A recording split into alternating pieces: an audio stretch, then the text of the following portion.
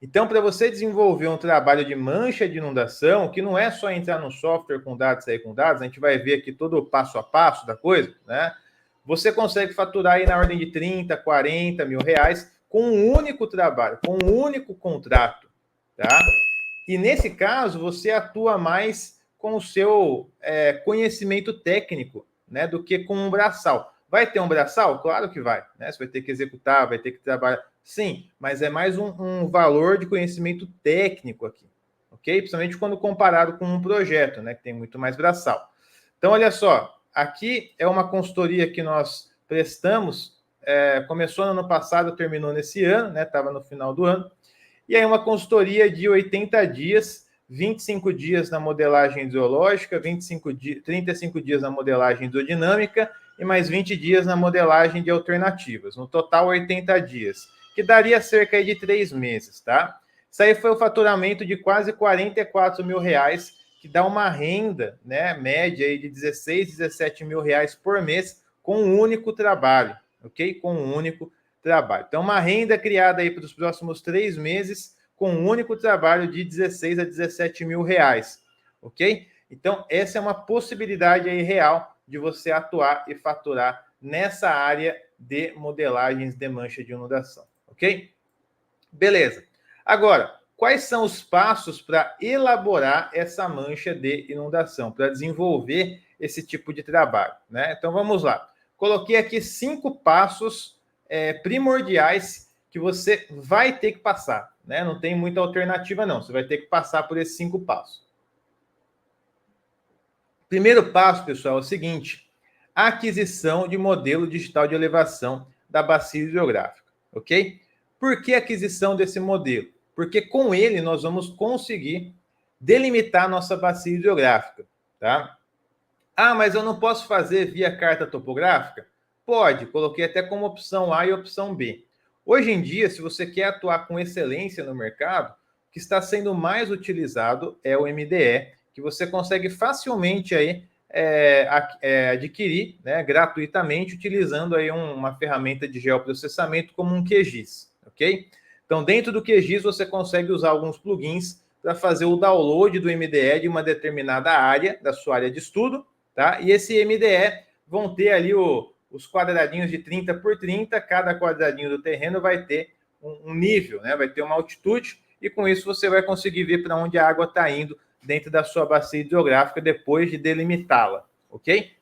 Carta topográfica você também consegue gratuitamente, né? Mas aí é um trabalho um pouco mais braçal, né? Pode ser um pouco mais braçal se você delimitar a bacia manualmente, ou num CAD da vida, ou no Civil 3D da vida, né? Mas o mais usual hoje em dia, assim, o mais atual também, é trabalhar com MDE.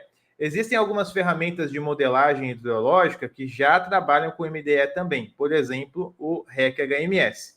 Então, se eu baixei o MDE, o modelo digital de elevação da minha região de estudo, que tem as altitudes ali da minha região de estudo, eu posso importar ele para um software como o REC-HMS e dentro do REC-HMS já delimitar minha bacia, já fazer a modelagem e seguir com o meu trabalho, tá? Então, por isso que ele acaba sendo mais atual, ok? Feito isso, pessoal, né, a aquisição do MDE, né, dos dados ali do nosso terreno que nós vamos estudar, aí nós precisamos caracterizar a nossa bacia hidrográfica. Como que é feita essa caracterização? Primeira coisa, delimitação da bacia, né? Qual que é o limite de espaço ao qual nós vamos nos ater no nosso estudo? Não vai fazer um estudo para o Brasil inteiro, né? Vai fazer um estudo para uma região específica. E essa região vai ter uma bacia hidrográfica.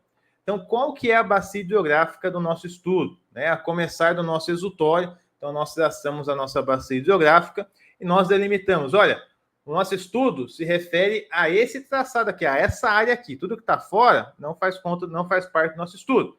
Então, a delimitação da bacia hidrográfica é base, é primordial, é inicial, ok? Delimitou essa bacia, aí no item B, a gente vai ter que caracterizar essa bacia. Então, determinar a área dela, o talveg dela, o tipo de solo dela, o desnível dessa bacia, a declividade, a determinação ali do coeficiente de runoff ou do CN, a depender do método chuva-vazão que a gente vai utilizar, né? Então, a gente vai ter que estudar essa bacia, essa que é a real.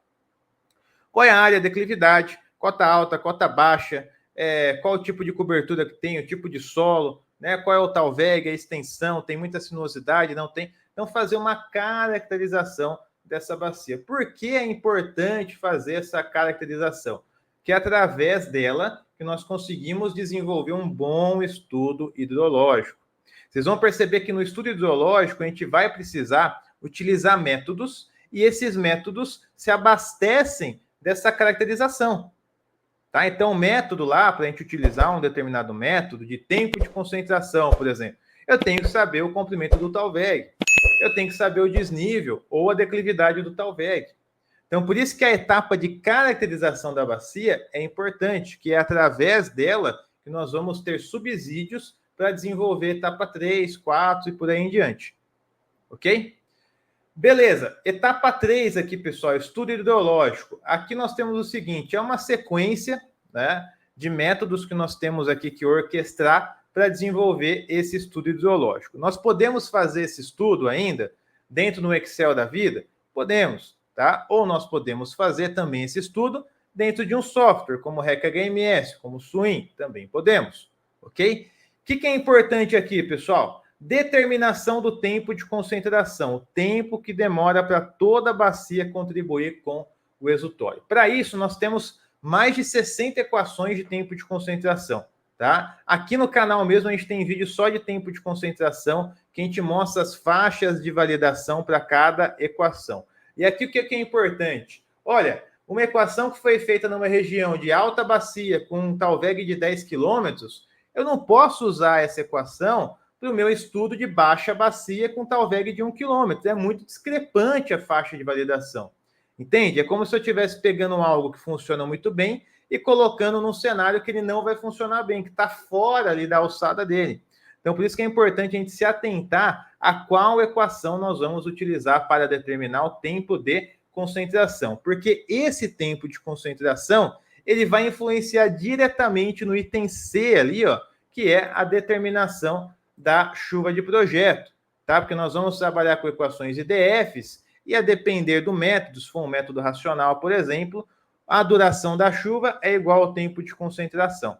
Se for um método CN, né, isso daí não pode ser cravado na rocha, pode ser que a duração da chuva varie, seja maior que o tempo de concentração, mas também o tempo de concentração tem a sua importância, né, para esse start inicial nessas estimativas de duração.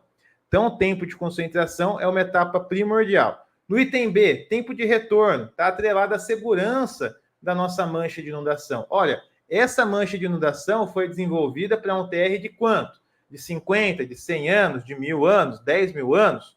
Então, é importante a gente também definir o nosso tempo de retorno. Hoje em dia, os nossos manuais de drenagem já indicam tempos de retorno para os nossos trabalhos. Por exemplo, em São Paulo, o DAE vai indicar 100 anos. Tá? Talvez ali no Rio de Janeiro, Rio Águas, vai indicar 50 anos. Sudecap em Minas. Então, nós temos que olhar também para essas instruções técnicas que nós temos em cada região, respeitá-las também, sempre que possível, ali com o olhar técnico, tá? O item C, que é a chuva de projeto, que eu já comentei.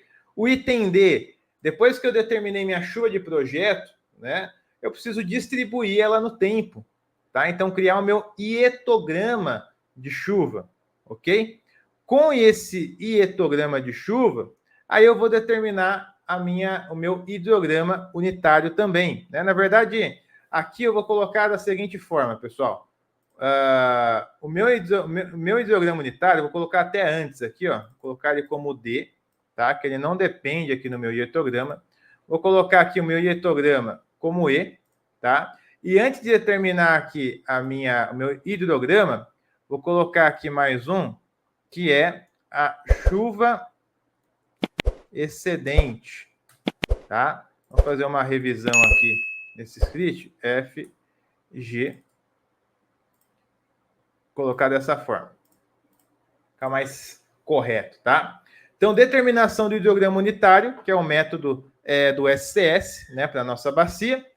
Bom, depois disso, nós vamos fazer a distribuição da nossa chuva de projeto. Olha só, a nossa chuva, se você olha a chuva, ela tem uma dinâmica, correto?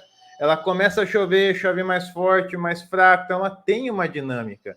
Então, para a gente buscar essa representação dessa dinâmica em função do tempo, nós temos métodos de distribuição temporal da chuva, como RUF, blocos alternados, né? Então, a gente busca simular essa dinâmica da chuva, ok? Simulamos, criamos o nosso diagrama, aí nós temos que entender o seguinte, não é toda aquela chuva que aconteceu na bacia que vai gerar um hidrograma, que vai gerar um escoamento. Não, parte dessa chuva vai infiltrar, parte vai se perder, parte vai evaporar, vai ser interceptada. Então, qual que é a parcela real dessa chuva que vai contribuir para o escoamento, né? Aí nós criamos a nossa chuva excedente, tá? Que nós utilizamos também métodos como Orton, CN, GreenAmpit, por aí vai. E aí, por fim, nós temos a determinação do nosso hidrograma de projeto. Isso daqui, pessoal, essa última etapa aqui, por exemplo, nós conseguimos fazer também no Excel, né, que a gente já estava seguindo, ou utilizando uma ferramenta de modelagem,